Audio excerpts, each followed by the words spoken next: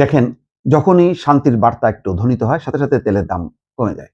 তার মানে তেলের দাম কতটা কমবে সেটা নির্ভর করছে মধ্যপ্রাচ্যের শান্তির উপর।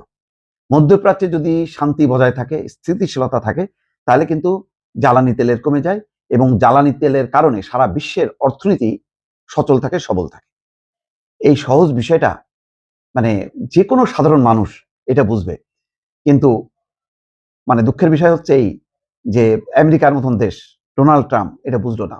সে শুধু তার নিজের দেশের স্বার্থটা দেখলো যে আমেরিকার ইকোনমি যেহেতু অনেক শক্তিশালী, সেখানে কোনো প্রভাব পড়বে না, সুতরাং সে কেয়ার করছে না। কিন্তু সে কেয়ার করছে না, কিন্তু কতগুলো দেশ জর্জরিত। আজকে বাংলাদেশের কথাই চিন্তা করেন, কি পরিস্থিতি। কৃষি অর্থনীতি, রপ্তানি, কল কারখানা সব তো অচল হয়ে আছে, মানে এক প্রকার পঙ্গু হয়ে আছে। এবং এর প্রভাব তো পড়বে এবং এটা দীর্ঘস্থায়ী।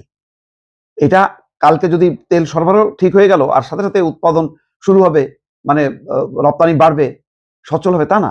এই ক্ষতের প্রভাবটা কিন্তু আগামী ২-৩ বছর থাকবে এবং আগামী ২-৩ বছরের মন্দা থাকবে।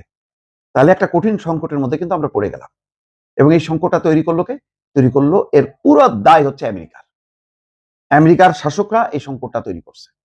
তাদের কোনোভাবেই উচিত হয়নি এই যুদ্ধে নামা। ইসরায়েল একটা সন্ত্রাসী রাষ্ট্র, একটা উগ্রবাদী রাষ্ট্র। সে তো চাইবেই যে সে তার দেশের পরিধি বাড়াইতে, সীমানা বাড়াইতে, মধ্যপ্রাচ্যের উপর মাস্তানি করতে সে নানা রকম ফন্দি ফিকির করবে। সেখানে বারাক ওবামা তো তার ট্রাপে পা দেয়নি, ইভেন বাইডেনও দেয়নি। কিন্তু ডোনাল্ড ট্রাম্প এই ফাঁদে পা দিয়ে এমন যুদ্ধে জড়ালো, যেই যুদ্ধে আসলে কোনো জয় নেই, পরাজয় নেই, কিন্তু বিশাল ক্ষতি আছে। সেই ক্ষতি সাধারণ মানুষের, সেই ক্ষতি মধ্যপ্রাচ্যের অর্থনীতির, শাসক গোষ্ঠীর, সেই ক্ষতি আমাদের মতন দেশগুলোর।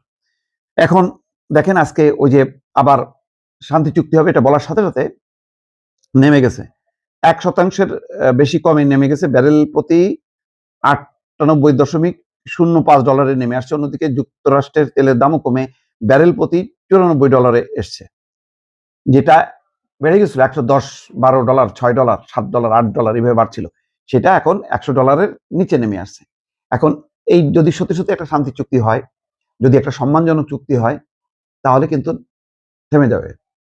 অন্যদিকে লেবানন ইসরায়েলও যুদ্ধবিরতি হয়েছে, সেটা কতদিন টিকবে জানি না। আবার দেখলাম যে যুদ্ধবিরতি সত্ত্বেও দক্ষিণ লেবানন নাকি হামলা অব্যাহত রাখছে। এটা ফেক। এই ধরনের যুদ্ধবিরতির কোনো অর্থ হয় না। লেবানন তো যুদ্ধ করছে না, হামলা হচ্ছে। তা হামলা বন্ধের দায় তো ইসরায়েলের, এখানে তো লেবাননের কোনো দায় না। তারপরও এই সমস্ত কারণে মধ্যপ্রাচ্যের পুরো পরিস্থিতিটা এই এক ইসরায়েল আর আমেরিকা মিলে যা করলো, দুঃখ লাগে। এতগুলো মুসলিম দেশ, তাদের কি শক্তি, তাদের কি অর্থ, এগুলি তারা কাজে লাগায় ঐক্যবদ্ধ হয়ে এই মানে ইসরায়েল এবং আমেরিকাকে তাড়াইতে পারলো না তারা। দুঃখজনক।